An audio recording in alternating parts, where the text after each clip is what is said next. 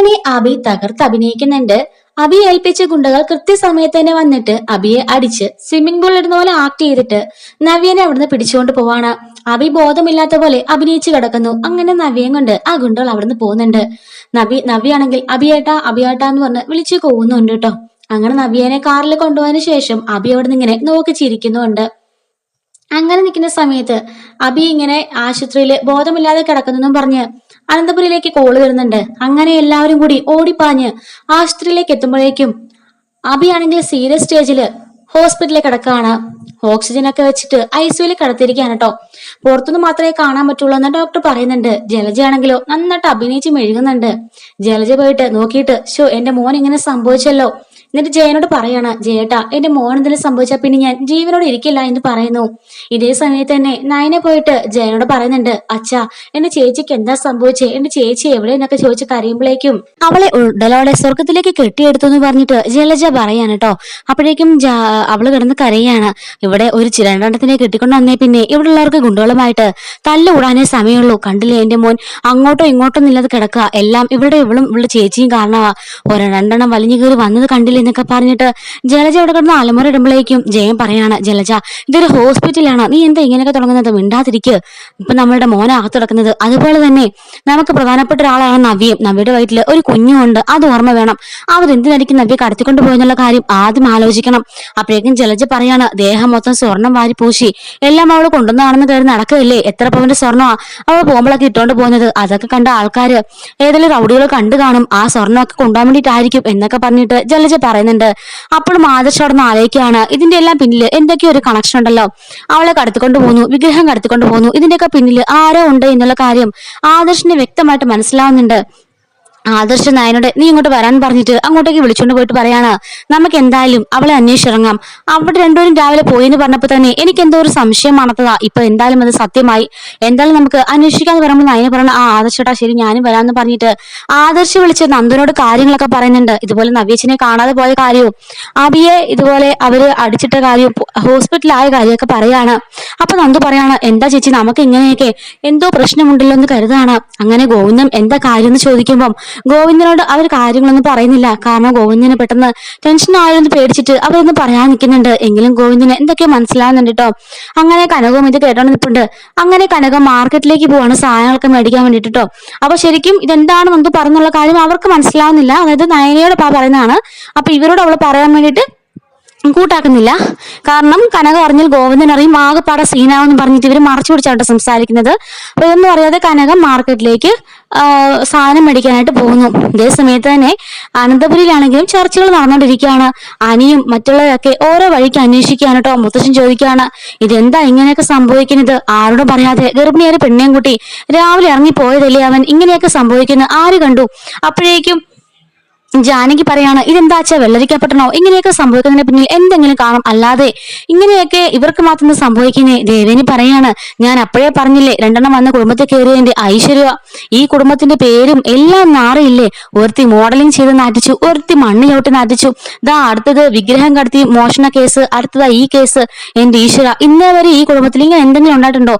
10-30 വർഷമായില്ലേ ഞങ്ങളൊക്കെ വന്ന് കയറിയിട്ടെന്ന് ദേവയാനി ചോദിക്കുമ്പോഴേക്കും മൂർത്തി എന്നിട്ട് പറയാണ്, ദേവയാനി ആവശ്യമില്ലാത്തൊന്നും പറയണ്ട, ഓരോന്നിനും ഓരോ സമയമുണ്ട്. അതുപോലെ ഇതിന്റെ പിന്നിൽ മറ്റെന്തോ ശക്തമായ കാരണമുണ്ട്, അല്ലാതെ അവർക്ക് മാത്രം ഇങ്ങനെയൊന്നും സംഭവിക്കില്ല എന്ന് പറയുന്നുണ്ട്. മുത്തശ്ശി പറയാണ്, കാര്യം പറയാതെ ഒന്നും ആരും പറയരുത്. ഇപ്പൊ നമുക്ക് അവർക്കൊണ്ട് പ്രാർത്ഥിക്കാൻ മാത്രമേ സാധിക്കുള്ളൂ. ഈശ്വരന് മാത്രമേ അവരെ രക്ഷിക്കാൻ സാധിക്കുള്ളൂ. കാരണം ഗർഭിണിയായ പെൺകുട്ടിയാ പോയിരിക്കുന്നത്. അവർക്ക് എന്തെങ്കിലും സംഭവിച്ചാലോ അവളുടെ കുഞ്ഞിന് സംഭവിച്ചാലോ ഒന്ന് ആലോചിച്ച് നോക്കി എന്നൊക്കെ പറയുന്നുണ്ട് എല്ലാവരും. അവിടെ നിന്ന് ഇങ്ങനെ എല്ലാവരും സങ്കടപ്പെട്ട് വിഷമിച്ച് നിൽക്കാൻ കേട്ടോ. ഇതേ സമയത്ത് തന്നെ ആ പഴയ നവ്യനെ കടത്തിക്കൊണ്ടുപോകാൻ ശ്രമിച്ച ആളുണ്ടല്ലോ, അയാൾ തന്നെയാണ് കേട്ടോ ഇത്തവണയും വന്നിരിക്കുന്നത്. അങ്ങനെ അയാൾ കൊണ്ട് നവ്യനെ കടത്തിക്കൊണ്ട് ഒരു വീട്ടിൽ കൊണ്ട് ഇങ്ങനെ കെട്ടിയിട്ടിരിക്കുകയാണ്. നവ്യ ചോദിക്കുകയാണ്, തനിക്ക് എന്താണോ വേണ്ടത്? ഞാൻ ഗർഭിണിയാ, ഞാൻ മറ്റുള്ള ഭാര്യയാണ്, ഇന്ന് തനിക്ക് മതിയായാലും ചോദിക്കുമ്പോൾ ഇല്ല എനിക്ക് നിന്നെ കെട്ടണം, നീ ഭാര്യയാണേലും നീ ഒരു അമ്മയാണേലും ഗർഭിണിയാണെങ്കിലും മുത്തശ്ശിയാണെങ്കിലും എനിക്ക് കുഴപ്പമില്ല, എനിക്ക് നിന്നെ ഭയങ്കര ഇഷ്ടമാണെന്നൊക്കെ പറയുന്നു. അന്ന് മുടങ്ങിപ്പോയി നമ്മുടെ കല്യാണം ഉണ്ടല്ലോ അത് ഇന്ന് നടക്കും. എടാ നിങ്ങൾ ഇവളെ സൂക്ഷിക്കണം കേട്ടോ, ഞാൻ പോയി മാല മേടിച്ചെന്ന് പറഞ്ഞിട്ട് അയാളും വേറൊരു കൂട്ടുകാരും കൂടെ കൂടിയിട്ട് മാല മേടിക്കാൻ പോവാണ്. ഇതേ സമയത്ത് നവ്യയോടെ കെട്ടിയിട്ടിട്ട് രണ്ടുപേരെ ഏൽപ്പിച്ചിട്ടാണ് അയാൾ പോകുന്നത്. അങ്ങനെ അയാള് മാർക്കറ്റിലേക്ക് പോകുന്നുണ്ട്. മാർക്കറ്റിൽ ചെന്നതിന് ശേഷം അവരിങ്ങനെ കല്യാണമാണെന്നെ 2 പൂമാല വേണം എന്ന് പറയുകയാണ്. അങ്ങനെ പൂമാലയൊക്കെ നോക്കുന്ന സമയത്ത് ഇവർ തൊട്ടുപുറകിൽ തന്നെ കനകം വന്നിട്ട് പച്ചക്കറിയൊക്കെ വാങ്ങിക്കുന്നുണ്ട്. ഇയാളെ കണ്ടപ്പോ ഇങ്ങനെ മുഖം മറിച്ച് കനകം നിൽക്കുകയാണ് കേട്ടോ. കാരണം അന്നത്തെ ഇയാളെ ഇവർക്കറിയാലോ, അതുകൊണ്ട് തന്നെ ഇയാളെ ഇവർ ശ്രദ്ധിക്കുന്നുണ്ട്. ഇതേ സമയത്ത് തന്നെയാണ് ഇയാള് നവ്യയുടെ ഫോട്ടോ ഇയാളുടെ ഫോണിൽ വെച്ചിട്ട് ഏത് പൂമാലയ്ക്കൊക്കെ ചേരുക എന്ന് പറഞ്ഞുകൊണ്ട് ആ ഫോട്ടോയും പൂമാലയായിട്ട് ഒത്തു നോക്കുന്നത്. അപ്പൊ ഇത് കറക്റ്റ് ആയിട്ട് കനകം കാണുന്നുണ്ട്. എന്റെ ഈശ്വര, എന്റെ മോളല്ലേ അതെന്ന് പറഞ്ഞിട്ട് അവർ ഒന്നും കൂടി ഇങ്ങനെ സൂക്ഷിച്ചു നോക്കുമ്പോൾ അത് നവ്യ തന്നെയാണ്. അങ്ങനെ കനകം സാരിയുടെ മുഖം മറിച്ചിട്ട് ഇവർ പുറകെ പോകുന്നുണ്ട്. അങ്ങനെ ഇവരൊരു വണ്ടിക്ക് കയറി പോകുമ്പോഴേക്കും ആ കനകവും അവർ പുറകെ ഒരു ഓട്ടോ വിളിച്ച് പോകുന്നുണ്ട്. അങ്ങനെ ഇവര് ഒരു ഗോഡൌണിൽ ചെന്ന് ഇറങ്ങുകയാണ്. അവരും കനകവും ആരും പറയാതെ അവർ പിന്നാലെ പോയി ഗോഡൌണിൽ പോയിട്ട് ഇറങ്ങുന്നുണ്ട് കേട്ടോ.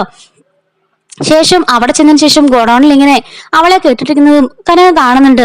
അങ്ങനെ ഈ ഒരു കെട്ടിട്ടിരിക്കുന്ന സ്ഥലവും ഈ ഒരു എല്ലാം കൂടെ വീഡിയോ എടുത്ത് നയനയുടെ ഫോണിലേക്ക് അയച്ചു കൊടുക്കുന്നുണ്ട്. പെട്ടെന്നൊരു മെസ്സേജ് വന്നിട്ട് നയന എന്താണെന്ന് ഓപ്പൺ ചെയ്ത് നോക്കുമ്പോൾ നയന ശരിക്കും ഞെട്ടിപ്പോവാണ്. ആദർശേട്ടാ, ഇത് കണ്ടോ, അമ്മ അയച്ച വീഡിയോയാ. ഇവരിപ്പം തപ്പി ഇറങ്ങിയിട്ടുണ്ടായിരുന്നു കേട്ടോ. ഈ ഗോഡൌണിലേക്ക് ചേച്ചിനെ കൊണ്ടുപോയേക്കുന്നേ ഈ ലൊക്കേഷനും അമ്മ ഷെയർ ചെയ്തിട്ടുണ്ടെന്ന് പറയാണ്. അങ്ങനെ അവർ ആ ലൊക്കേഷനിലേക്ക് ആദർശ നയനം കൂടെ പോവാൻ കേട്ടോ. ഇതേ സമയത്ത് തന്നെ നവ്യക്ക് ആരതിയൊക്കെ ഒഴിഞ്ഞ് അവളുടെ കഴുത്തിൽ താലി കെട്ടാൻ വേണ്ടിട്ട് സ്റ്റാർട്ട് ചെയ്യാണ്. ഈശ്വര, ഇത്ര നേരമായിട്ട് മോളും മരുമോനും വന്നില്ലോ എന്ന് പറഞ്ഞിട്ട് കനകൻ ടെൻഷൻ അടിച്ചിട്ട് അവിടെ ഇരുന്നൊരു വടിയെടുത്ത് വെച്ച് നേരെ ഇടാന്നും പറഞ്ഞിട്ട് ആ റൗഡികളൊക്കെ പോയിട്ട് അടിക്കുകയാണ്. അപ്പോഴേക്കും എല്ലാരും കൂടി കനകത്തിനെ പിടിച്ചു വെക്കുന്നു. നവ്യാണെങ്കിൽ അമ്മേ അമ്മയെന്ന് പറഞ്ഞ കിടന്ന് കരയുന്നുണ്ട് കേട്ടോ. അപ്പൊ അയാള് പറയാണ്, ഓ അമ്മയില്ലാതെ മുതിർന്നവരുടെ ആശീർവാദം ഇല്ലാതെ കെട്ടണമല്ലോ എന്നായിരുന്നു എന്റെ വിഷമം. ഇപ്പൊ എന്തായാലും അത് മാറി കിട്ടി. അമ്മേ ഞങ്ങളെ അനുഗ്രഹിക്കണം എന്ന് അയാൾ പറയുമ്പം കനകം പറയണ, എടാ നീ എന്ത് ഭാവിച്ച, എന്റെ മകൾ ഒരാളുടെ ഭാര്യയാണ്, അവളുടെ കുഞ്ഞ് അവളുടെ വയറ്റിലുണ്ട്, അതെങ്കിലും ചിന്തിച്ചോളെന്ന് പറയുമ്പം എനിക്ക് ഒന്നും സാരമില്ല അമ്മേ, പ്രണയത്തിന് അങ്ങനെ കണ്ണോ മൂക്കോ ഒന്നുമില്ലെന്ന് പറഞ്ഞിട്ട് അയാൾ കൃത്യമായിട്ട് താലി കെട്ടാൻ പോകുമ്പോഴേക്കും ആദർശ് വന്നിട്ട് നല്ല അടി കണ്ടു കൊടുക്കുന്നുണ്ട് കേട്ടോ. അങ്ങനെ ആദർശ് വന്നിട്ട് നല്ലൊരു ഫൈറ്റ് നടക്കുമ്പോഴേക്കും നയനയാണെങ്കിലോ അവളുടെ കയ്യിലേക്ക് എട്ടക്കഴിച്ച് അവളെ രക്ഷിക്കുന്നുണ്ട്. അമ്മയെന്ന് വിളിച്ചിട്ട് നവ്യ ഒന്ന് കെട്ടിപ്പിടിച്ച് കരയുന്നുണ്ട്.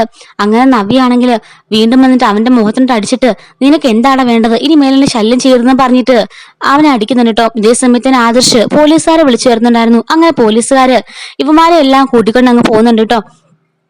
അങ്ങനെ നവ്യെ രക്ഷിച്ചുകൊണ്ട് ആദർശ് വീട്ടിലേക്ക് പോകുന്നുണ്ട്. ഇതേ സമയത്ത് തന്നെ അബിയാണെങ്കിൽ ഓവർ ഡ്രാമ കളിക്കാണ് കേട്ടോ. അബി ഹോസ്പിറ്റലിലെ ഡോക്ടറോട് പറയാണ്, അവരെല്ലാം പോയോ ഡോക്ടർ എന്ന് പറയുമ്പോൾ ആ എല്ലാരും മാറിയിട്ടുണ്ട്, ഇനി താൻ മാസ്ക് ഒക്കെ മാറ്റിക്കോ. ഹോ സമാധാനമായി എന്റെ ഡോക്ടറെ, ഇവിടെ തന്നെ നീ ഡോക്ടറിനെ സഹായിച്ചില്ലെങ്കിലുണ്ടല്ലോ ഞാൻ തെണ്ടിപ്പോയെന്ന് പറയാണ്. എന്നിട്ട് ഞാനിപ്പോൾ എല്ലാം പറയാൻ പോവാ, വലിയ സീരിയസ് ഒന്നും ഇല്ല, വീട്ടിലേക്ക് കൊണ്ടുപോകാൻ. അത് വേണ്ട, നാളെ പോയാൽ മതി എന്ന് പറയുമ്പോൾ അയാൾ പറയാണ്, അതൊന്നും സാരില്ല, പുറത്തും അമ്മ കിടന്ന് അലമുറ ഇട്ടുകൊണ്ടിരിക്കുക എന്നൊക്കെ പറയുന്നുണ്ട് കേട്ടോ.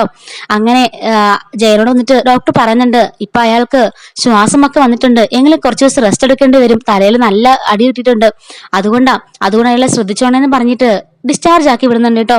ഈ നവ്യന് രക്ഷിച്ച കാര്യങ്ങളൊന്നും അറിയാതെ ആ അബിയും കൂട്ടിക്കൊണ്ട് ജലജയൊക്കെ കുടികിട്ട് വീട്ടിലേക്ക് വരുന്നുണ്ട്. വീട്ടിൽ വന്നുടനെ അബിയാണെങ്കിൽ കരഞ്ഞങ്ങ് മെഴുകാണ് കേട്ടോ. എന്റെ അവൾ എവിടെ പോയി, എന്റെ നവ്യ എന്റെ കുഞ്ഞും എവിടെ പോയി, സന്തോഷമായിട്ട് ഞങ്ങള് പോയതാണല്ലോ എന്നൊക്കെ പറഞ്ഞിട്ട് ഇരുന്ന് കരയാണ്. അപ്പോഴേക്കും ജാനകി ഇവിടെ ഉള്ളപ്പോൾ നിനക്ക് എത്ര സ്നേഹമൊന്നും അവളോട് ഇല്ലായിരുന്നല്ലോ എന്ന് ചോദിക്കുമ്പോൾ അബി പറയുന്നുണ്ട്, ഒരാളെ നഷ്ടപ്പെടുമ്പോഴല്ലേ ചെറിയമ്മേ നമുക്ക് അവരുടെ വില മനസ്സിലാവുന്നത്, എനിക്കിപ്പോ നന്നായിട്ട് വില മനസ്സിലാവുന്നുണ്ടെന്ന് പറഞ്ഞിട്ട് അബി ഇരുന്ന് കരഞ്ഞുകൊണ്ടിരിക്കാൻ കേട്ടോ. അപ്പൊ ഇത്രയാണ് ഇന്ന് വരാൻ പോകുന്ന എപ്പിസോഡ്. ഇതിന്റെ ബാക്കി എപ്പിസോഡ് നമുക്ക് വരുന്ന ദിവസങ്ങളിൽ അപ്ലോഡ് ചെയ്യാട്ടോ. മിസ്സാവാതിരിക്കാൻ ചാനൽ സബ്സ്ക്രൈബ് ചെയ്യണേ. കുറെ വീഡിയോസിന്റെ സെക്കൻഡ് പാർട്ട് നമ്മൾ ചെയ്യാനുണ്ടെന്ന് അറിയാം, അതൊക്കെ നമ്മൾ ഉടൻ തന്നെ അപ്ലോഡ് ചെയ്യുന്നതായിരിക്കും കേട്ടോ. Thanks for watching.